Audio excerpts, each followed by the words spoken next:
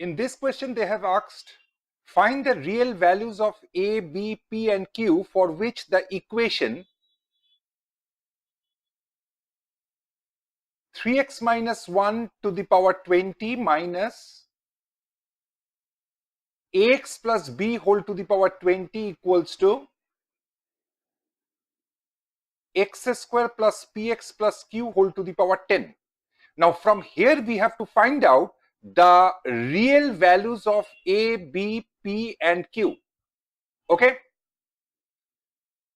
So what I'm doing first is I am equating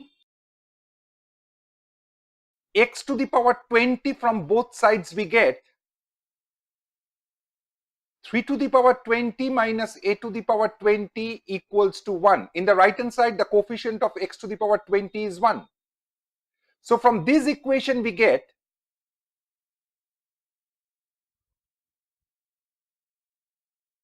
a is nothing but plus minus 3 to the power 20 minus 1 to the power 1 by 20. Is it clear? So these are the real values of a. Okay. Now let me put x equals to 1/3 in both the sides. We are going to get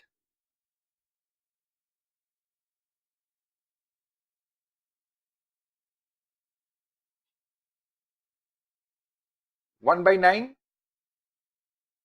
p by 3 plus q whole to the power 10. Now I'm taking everything in the right hand side. We get when the sum of two quantities with even powers is equals to 0, it is only possible when individually they are equals to 0 for real values of, in this case, it is A, B, P and Q. Therefore, and is this clear? So from the first equation we are getting A equals to minus 3B. Is this okay? Now putting this value in the given equation, we are going to get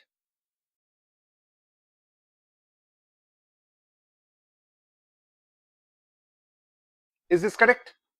Now I am taking 3 common, so it will be 3 to the power 20 x minus 1/3 to the power 20 minus a to the power 20 x minus 1/3 to the power 20 equals to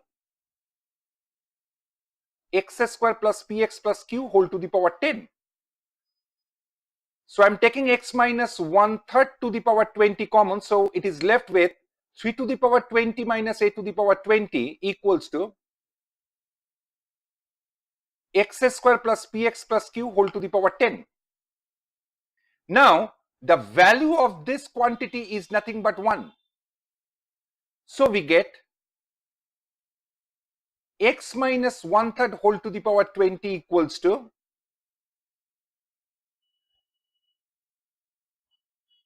x square plus px plus q whole to the power 10 implies